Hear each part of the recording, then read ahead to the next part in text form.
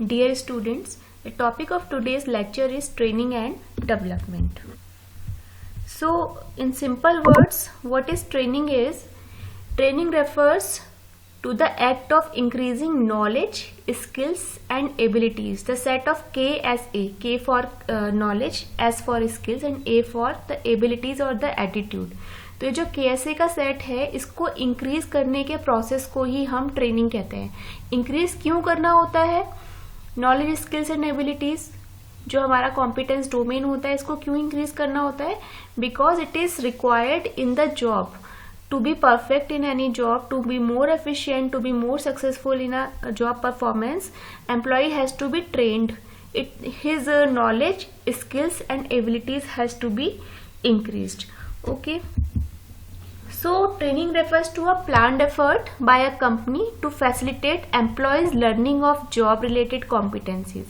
इसमें हम क्या करें? ऑलरेडी एक प्लान डिजाइन करें, एक ट्रेनिंग प्लान को डिजाइन कर रहे हैं और उस प्लान के अकॉर्डिंग, उस पर्टिकुलर कोर्स के अकॉर्डिंग हम एम्प्लॉय की कॉम्पिटेंसीज को इंक्रीज कर रहे हैं. उसका जो कॉम्पिटेंस डोमेन है, नॉलेज, स्किल्स और उसका जो बिहेवियर, एटीट्यूड का जो सेट है, उसको इम्प्रूव करने की कोशिश कर रहे हैं. The goal of training is for employees to master the knowledge, skills and behaviour emphasized in training programs and to apply them to their day-to-day activities. Training is seen as one of several possible solutions to improve the performance. Training के बहुत सारे फायदे होते हैं. Training से employ को तो benefit मिलता ही मिलता है और ऑर्गेनाइजेशन को भी इससे बेनिफिट मिलता है. Okay. Thus training is a process that tries to improve the skills or add to the existing level of knowledge so that the employee is better equipped to do his present job or to mold him to be fit for a higher job involving higher responsibilities. Training कई levels पर, कई stages पर organisation में employment के दौरान एक employ को दी जाती है. When the employee is a new entrant, जब उसने नया नया जॉब ज्वाइन किया है, he is a new joining, तो उस टाइम पर ट्रेनिंग देना रिक्वायर्ड होता है. सेकेंडली, व्हेन एन एम्प्लॉय और we can say when an existing employee gets promoted, then also to handle the higher level of responsibility in a higher level of job, some training programs is required to be imparted to the employee. Training bridges the gap between what the employee has and what the job demands. तो जो job requirement है और जो employee के पास है, उसके बीच में जो भी गैप आ रहा है, जो भी मिसमैच है, उसको दूर करता है ट्रेनिंग प्रोग्राम. हो सकता है एम्प्लॉय को बहुत ज़्यादा आता हो, उसकी नॉलेज बहुत ज़्यादा हो, लेकिन जो जॉब रिलेटेड नॉलेज है उसकी वो बहुत कम है. तो जो जॉब रिलेटेड नॉलेज है उसको इंक्रीज करने के लिए उसको ट्रेनिंग प्रोवाइड की जा रही है. Okay. So now we will discuss about the objectives of training and development. So as we have already discussed about the human resource management objectives which were individual, organizational, societal and functional. यहाँ पर जो individual word है, इसकी जगह पे हमने use किया था इससे पहले पर्सनल. ओके. तो इन्हीं 4 ऑब्जेक्टिव की तर्ज पर, की थीम पर हम ट्रेनिंग एंड डेवलपमेंट के भी ऑब्जेक्टिव्स को डिस्कस करेंगे. So if we talk about the individual objectives of training and development, then it helps employees, it is to help the employees in achieving their personal goals, which in turn emphasizes and enhances the individual contribution to an organization. तो individual level पर जो भी employ के personal goals हैं, उनको improve करने के लिए, उनको अचीव कराने के लिए और एम्प्लॉय की जो जॉब रिलेटेड परफॉर्मेंस है, उसका जो कॉन्ट्रीब्यूशन है ऑर्गेनाइजेशन में, उसको इम्प्रूव कराने के लिए ट्रेनिंग प्रोवाइड की जाती है.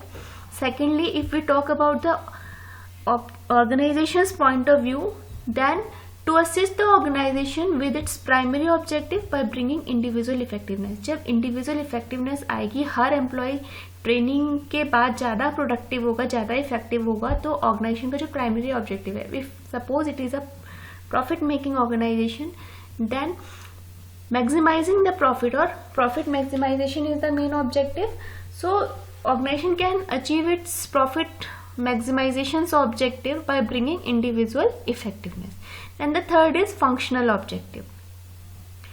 So if we talk about various departments such as marketing, finance, human resource management itself, etc., then at every department, at every level, the training program makes an employee or a team suitable to the organization's need. So that is its functional objective. And finally, the societal objective of a training and development program is to ensure that an organization is ethically and socially responsible to the needs and challenges of the society. Now we will discuss about the process of employee training program. So training जो है ये as we know that induction and orientation program के बाद का step है, ठीक है. Training of employees take place after orientation takes place. So training is the process of enhancing skills, capabilities and knowledge of employee for doing a particular job. Okay, training process molds the thinking of employees and leads to quality performance of the employee. तो training क्या कर रहा है, employ को उसकी job से related education provide कर रहा है, उससे रिलेटेड नॉलेज, इंफॉर्मेशन, स्किल्स और बिहेवियरल एस्पेक्ट्स उसको इम्पार्ट कर रहा है. तो जब ट्रेनिंग से एम्प्लॉय में इस तरीके के बिहेवियरल चेंज आएंगे तो ऑब्वियसली उसकी जॉब परफॉर्मेंस, जो जॉब बिहेवियर है वो इम्प्रूव होगा. So training is not one time process. Basically it is a continuous and never ending process. See here we are going to discuss two things. One is training and another is development. Training अगर हम देखें तो ये एक short term मानी जाती है, short term process मानी जाती है और वन टाइम प्रोसेस भी हो सकती है. बट जब हम ट्रेनिंग एंड डेवलपमेंट दोनों को एक साथ में मिला के कहते हैं डेवलपमेंट, तो फिर ये एक कॉन्टिन्यूस ऑनगोइंग प्रोसेस हो जाता है और नेवर एंडिंग प्रोसेस हो जाता है. तो ट्रेनिंग जो है वो 4 बेसिक ग्राउंड्स के बारे में बात करता है. New candidates who join an organisation are given training as I have already discuss. This training familiarise them with the organisations mission, vision, rules. तो ये एक इंडक्शन टाइप ऑफ ट्रेनिंग होती है न्यू एम्प्लॉयज के लिए, ठीक है. एग्जिस्टिंग एम्प्लॉयज को रिफ्रेशर प्रोग्राम्स कराए जाते हैं, उनके जो भी उनके पास नॉलेज, स्किल्स और एबिलिटीज हैं उनके स्किल सेट को रिफ्रेश करने के लिए, एनहांस करने के लिए, अपग्रेड करने के लिए. Okay. And thirdly, if any updation and amendment takes place in technology. हाँ, जैसे कि आपने देखा कि सब कुछ पहले मैनुअली होता था. नाउ उसके बाद क्या हुआ कि मशीन्स आ गई. ओके. ऑर्गेनाइजेशन में जहाँ पे पेपर वर्क होता था फिर कंप्यूटर सिस्टम्स आ गए. तो there was a huge change in technology as far as the industrial work environment is concerned. तो इसकी वजह से लोगों को अपडेट करना, उनको जो भी टेक्नोलॉजी है उससे रिलेटेड ट्रेनिंग प्रोवाइड करना बहुत इम्पॉर्टेंट हो गया. सो यहाँ पर तीसरे ग्राउंड में अगर हम देखें तो अगर किसी भी प्रकार का अपडेशन या अमेंडमेंट रिक्वायर्ड होता है due to the change in technology, then training is given to cope up with those kind of changes. For example, purchasing new equipments, change in techniques of production and computer departments. तो इन सब चीज़ों में क्या है, training की requirement होती है. Now we are going to discuss about the process. So training program, जब हम कोई भी ट्रेनिंग प्रोवाइड करते हैं तो उसका एक पूरा रोड मैप होता है. डायरेक्टली ऐसे नहीं कि कोई भी न्यू एम्प्लॉय आया तो उसको ट्रेनिंग प्रोवाइड करती है. उसके लिए सबसे पहले ट्रेनिंग नीड असेसमेंट रिक्वायर्ड होता है, जिसको TNA कहते हैं.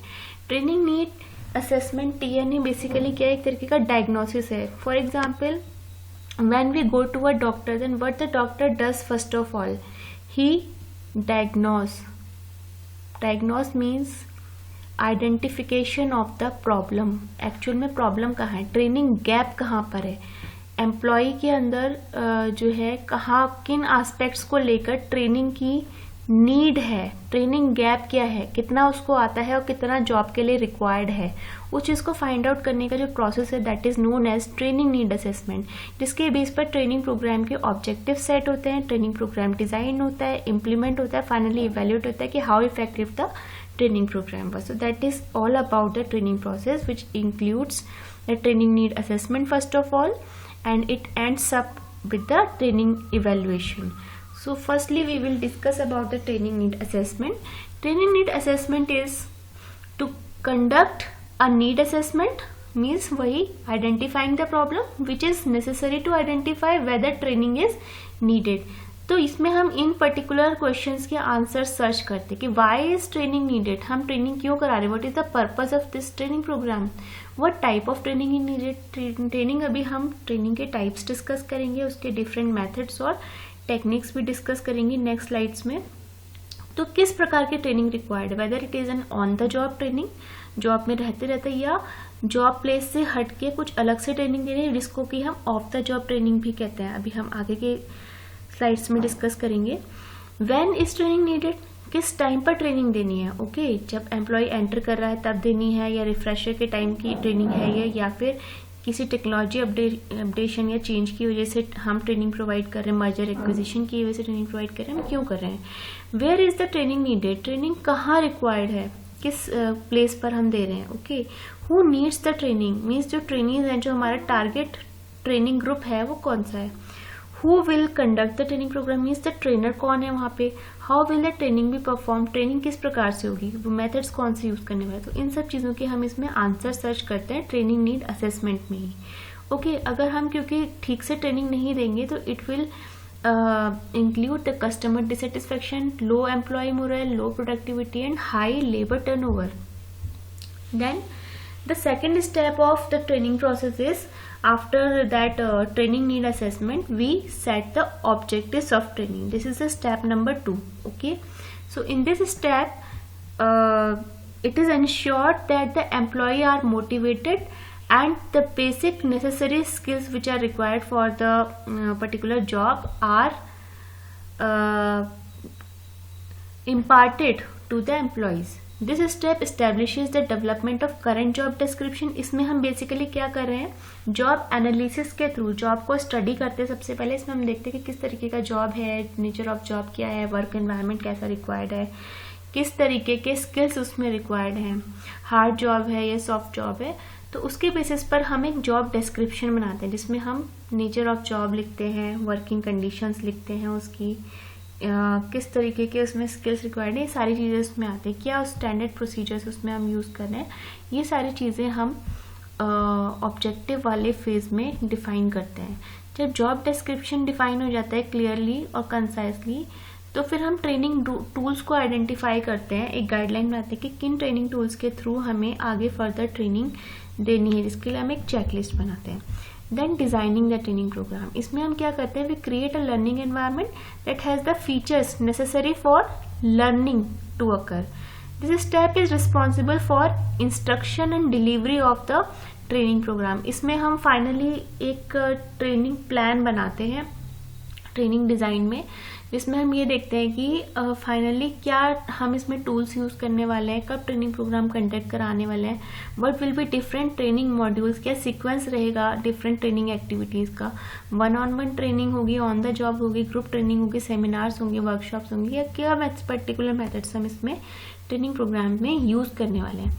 And then comes the implementation part. जब ये सब कुछ हो गया तो फाइनली हम इसको इम्प्लीमेंट करते हैं। इम्प्लीमेंटेशन में हम क्या कर रहे हैं, वे इंश्योर कर रहे हैं कि जो ट्रेनीज हैं उन पर जो भी ट्रेनिंग कंटेंट है वो ठीक से अप्लाई हो रहा है और ठीक से ट्रेनिंग ले रहे हैं या नहीं ले रहे हैं। This step will determine how effective and profitable your training program has been. And the last step is step number 5, evaluate the training program. इसमें हम जो भी हमने ट्रेनिंग प्रोग्राम अभी तक कंडक्ट किया उसको हम इवेल्युएट करते हैं, और इवेल्युएट हमेशा जो भी हमने ऑब्जेक्टिव सेट किए थे उसके बेसिस पे होगा कि जो ऑब्जेक्टिव्स हम लेके चल रहे थे वो हमारे ट्रेनिंग प्रोग्राम में अचीव हुए ट्रेनिंग के बाद या नहीं हुए। बिफोर एंड आफ्टर गैप देखते हैं कि ट्रेनिंग से पहले एम्प्लॉय की प्रोडक्टिविटी एंड इफेक्टिवनेस क्या थी, और ट्रेनिंग प्रोग्राम इम्पार्ट करने के बाद ट्रेनीज जो हैं, जो एम्प्लॉयज़ हैं, उनकी परफॉर्मेंस पे कितना इम्प्रूवमेंट आया है, कितनी इफेक्टिव ये ट्रेनिंग प्रोग्राम रहा है। Okay, so there are several obvious benefits for evaluating a training program. So now we are going to discuss the types. So basically training is of two types, on the job training and off the job training. On the job, as you know that on the job means job करते करते, job perform करते करते जब हम learn करते हैं और training लेते हैं, then that is known as on the job training methods. So and these particular on the job training methods is also known as OJT, on the job. O for on, then J for job and T for the training. So most frequently ये small organizations में use होते हैं, और इसका जो main purpose होता है on the job training methods का, वो होता है एम्प्लॉय को मोर नॉलेजेबल, एक्सपीरियंस्ड और स्किल्ड बनाना. ओके, स्पेशली जो मैनेजर्स हैं, सुपरवाइजर्स हैं, उनको ये ट्रेनिंग प्रोवाइड किया जाता है. ओके, जो ज़्यादा नॉलेजेबल, एक्सपीरियंस्ड और स्किल्ड एम्प्लॉयज हैं ऑर्गेनाइजेशन में, उनके द्वारा लेस नॉलेजेबल, लेस स्किल्ड और लेस एक्सपीरियंस्ड एम्प्लॉयज को on the job training program कराया जाता है. It can be delivered in a classroom as well, okay, classroom method, and it takes place in a normal working situation using the actual tools, equipments, documents or material that trainees will use when fully trained. On the job training has a general reputation as most effective for vocational training. So these are certain on the job training method. First is coaching, second is mentoring, third is job rotation, and the fourth is job instruction training, JIT. Okay, so here in this lecture we are going to discuss all these 4 on the job training methods. First is coaching. Coaching means like what Chanakya imparted to his scholar Chandragupta. Okay, तो वो एक coaching method था. The procedure of coaching is mutually determining by the executive and coach. And the basically coaching method में क्या हो रहा है कि जो ट्रेनर है और जो भी कोच है, वो और जो ट्रेनी है, दोनों आपस में मिलकर इसको डिसाइड करते हैं कि what kind of training should be there. The procedure is followed by successive counseling and meetings at the executive's convenience by the coach. So as you know that coach Dronacharya was also a coach, जिन्होंने पांडवों को और जो कौरव थे, जो क्षत्रिय लोग थे, उनको शिक्षा दी थी. तो that was a coaching method. Cricket team में भी कोच होता है. कोई भी अगर हम गेम देखते हैं, कोई भी इस तरीके का स्पोर्ट्स देखते हैं, वहाँ पे एक कोच होता है जो प्रैक्टिकली सिखाता है, ट्रेन करता है अपने ट्रेनीज को. Okay, and the second method is mentoring. Mentoring में क्या होता है कि जो भी सीनियर एंड जूनियर है, उनके बीच में एक बहुत अच्छा रिलेशनशिप डेवलप हो जाता है. जो भी सीनियर है वो मेंटोर बन जाता है, एक तरह से उसका गाइड या उसका टीचर बन जाता है, और जो जूनियर, जो ट्रेनी है, वो उसके पुपिल की तरह, उसके शिष्य की तरह से वहाँ पे काम करता है. Mentoring provides guidance and clear understanding of how the organization goes to achieve its vision and mission to the junior employees. Mentoring basically attitude formation पर फोकस करता है. मेंटोरिंग में जो भी आपका मेंटर है, जो भी ट्रेनर है, वो आपके अंदर एटीट्यूड डेवलप करता है जो कि उस पर्टिकुलर जॉब प्रोफाइल के लिए रिक्वायर्ड है. Secondly, it conducted for management level employees. जो mentoring on the job training programme में मैनेजमेंट लेवल एम्प्लॉयज के लिए कंडक्ट होता है. Then the third is mentoring is done by someone inside the company. Okay, mentoring होता है किसी जो भी कंपनी के अंदर एग्जिस्टिंग एम्प्लॉयज हैं उनके लिए किया जाता है. And it is 1-to-1 interaction, मतलब एक मेंटोर एक जूनियर को एक टाइम पर डील करेगा, ट्रेन करेगा. ये 1-to-1 इंटरेक्शन पे बेस्ड होता है. कोचिंग जो होता है 1-to-many होता है. यही डिफरेंस होता है कोचिंग और मेंटोरिंग में, that coaching is a 1-to-many training program, where है जहाँ पर एक कोच कई सारे ट्रेनीज को, कई सारे लर्नर्स को सिखा रहा है. लेकिन मेंटोरिंग में 1-to-1 होता है कि एक मेंटोर के पास यूजुअली एक ही मेंटी होता है. Okay, it helps in identifying the weaknesses and focus on areas that needs improvement. तो बेसिकली ये जो भी मेंटी है, जो भी ट्रेनी है, उसकी वीकनेसेस को आइडेंटिफाई करता है मेंटर इसमें, और जहाँ पर उसके इम्प्रूवमेंट एरियाज हैं, जो भी लैकिंग एरियाज हैं, उनको इम्प्रूव करने पर फोकस करता है. Then the next kind of on the job training program which is very popular in the organization is job rotation. इसमें क्या होता है कि same level of job activities में एम्प्लॉय को रोटेट कराया जाता है ताकि वो मल्टीटास्किंग बन सके और वर्सेटाइल बन सके. और उसकी जो इंडिस्पेंसिबिलिटी है, वो दूसरों पे जो उसकी इंटरडिपेंडेबिलिटी है, वो भी उसको समझ में आ सके। अपनी जॉब का बाकी जॉब से जो रिलेशनशिप है, जो भी कनेक्शन है, वो समझ सके। For the executives, job rotation takes on different perspectives. The executive is usually not simply going to another department. In some vertically integrated organization, for example, where the supplier is actually part of same organization or subsidiary, job rotation might be to the supplier to see how the business operates from supplier's point of view. So that was an example of job rotation. ऐसा banks में भी होता है। Bank में आप देखते हो कि डिफरेंट डिफरेंट काउंटर्स होते हैं। जब आप जाते हो तो जो भी न्यू ज्वाइनीज होते हैं बैंक के, तो स्पेशली जो क्लरिकल लेवल से ज्वाइन करके आते हैं, तो उनको डिफरेंट डिफरेंट काउंटर्स पे बिठाया जाता है। फॉर एग्जांपल, उनको अकाउंट ओपनिंग काउंटर पे बिठाया जाता है, कुछ दिन उनको एज अ कैशियर बिठाया जाता है, कुछ दिन उनको कुछ और computer work like ATM issuance पे, या जो भी ग्रीवियांस हैंडलिंग है वहाँ बिठाया जाएगा एम्प्लॉय के। कस्टमर रिलेशनशिप मैनेजमेंट में बिठाया जाएगा। अलग अलग उनको जो है पोजीशंस पर रखा जाता है, सेम लेवल पर जो है। ऐसा नहीं कि उनको फिर एकदम PO के उस पर भेज दिया जाएगा या मैनेजर के में, नहीं, सेम लेवल पर जो डिफरेंट जॉब प्रोफाइल्स हैं जो कि एक ही जॉब फैमिली से रिलेटेड हैं, वहाँ पर उनको जॉब्स असाइन किए जाएंगे और उनको वहाँ पर जॉब रोटेशन के थ्रू सिखाया जाएगा, ताकि उनके अंदर एक मल्टीटास्किंग और वर्सेटिलिटी डेवलप हो सके और वो एक अपने जॉब का दूसरे सिमिलर काइंड ऑफ जॉब के साथ में रिलेशनशिप सीख सके। Okay, so this is known as job rotation.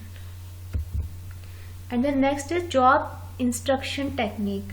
Job instruction technique में क्या होता है, सबसे पहले हम प्लान करते हैं जो भी हमारा ट्रेनिंग है, ये जो भी जॉब है उससे रिलेटेड। देन जो प्रेजेंट है उसको देखते हैं। देन वी ट्राई और एक्सपेरिमेंट ट्रायल बेसिस होता है। देन अगर वो सक्सीड होता है देन वी फॉलो। तो प्लान में हम क्या करते हैं, in this step include a written breakdown of the work to be done. इसमें हम पूरा प्लान कर लेते हैं, रिटर्न वे में लिख लेते हैं, वर्क ब्रेकडाउन कर लेते हैं कि जो भी हमें करना है उसको। Because the trainer and the trainee must understand the documentation is must and important for the familiarity of work. तो बेसिकली जॉब इंस्ट्रक्शन ट्रेनिंग जो है वो रिटर्न वे में होती है। सबसे पहले जो भी हम प्लानिंग कर रहे हैं उसको राइट डाउन कर ले रहे हैं, डॉक्यूमेंटेशन कर ले रहे हैं कि what should be the first activity, what should be second and what should be the next one. Then we present. In this step the trainer provide the synopsis of the job while presenting the participants the different aspects of the work। इस फिर क्या करता है, जो भी trainer है वो present करेगा उसकी जॉब प्रोफाइल को, उसके वर्क को, उसके डिफरेंट एस्पेक्ट्स को। when the trainer finish the trainee demonstrates how to do the job। फिर जब ट्रेनर सिखा देता है उसके बाद ट्रेनी बताते हैं कि उन्होंने कितना सीखा, how to do the job and why is that done in the specific manner. Then the third step in this JIT is trial.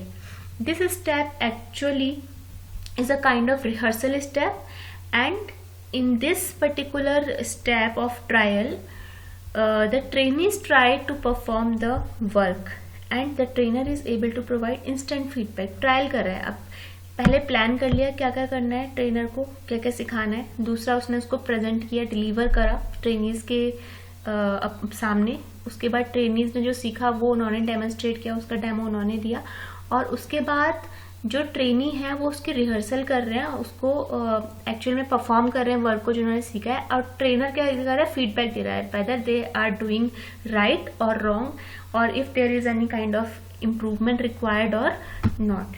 So the last step is follow up. In this step the trainer checks the trainees job frequently after the training programme is over to prevent bad work habit from developing. तो इसमें क्या है, follow up में basically जो trainer है वो एक तरीके का फीडबैक ही दे रहा है whether the employee is doing right और रॉन्ग, और if there is any wrong practice then he correct so that the bad work habit are not developed in the employees और the trainees. There are various methods of training which can be divided in the cognitive and behavioral methods। तो ये हम क्या करें, job instruction में basically जो भी trainer है वो इंस्ट्रक्शंस के थ्रू ट्रेनिंग प्रोवाइड कर रहा है एम्प्लॉय को। सबसे पहले वो खुद से प्लान कर रहा है, प्रेजेंट कर रहा है एम्प्लॉय के सामने, उसके बाद जो भी एम्प्लॉय या ट्रेनी है वो डेमो दे के दिखा रहा है, फिर वो वहीं की वहीं उसका ट्रायल ले रहा है, परफॉर्म करवा रहा है अपने सामने, और अगर सही है तो कह रहे हैं okay it is right, now you can continue this practice, if it is wrong then he will stop and he will correct and improve the training. तो this is known as a job instruction training method, जिसमें instructions के through one by one step wise instruction के through employee training provide करता है। Now there are certain advantages of on the job training programme. First is it is very cost effective process, और ये बहुत ही practical method होता है। Employees are actually productive, employees को प्रोडक्टिव बनाता है ये, and it provides an opportunity to learn while doing training alongside real colleague, और जो आपके कोलीग्स हैं उनके साथ ही आप सीख रहे हो, तो आपको एक जो आप एज एन एम्प्लॉय एक जो फोबिया होता है, एक हेजिटेशन होती है, वो भी निकल जाती है। Training can be delivered on time and at the optimum time पर, ठीक है, जब रिक्वायर्ड है तभी ट्रेनिंग प्रोवाइड की जा रही है, बेस्ट टाइमिंग है ट्रेनिंग के लिए। The training will have the good opportunities to practice and implement, the trainees will have feedbacks of the trainers, trainees build confidence by working with their own speed and productivity. So these are certain advantages of on the job training program, and that's it about on the job training program. And in the next lecture we are going to discuss various methods of the job training methods. So it's about this lecture. Thank you students.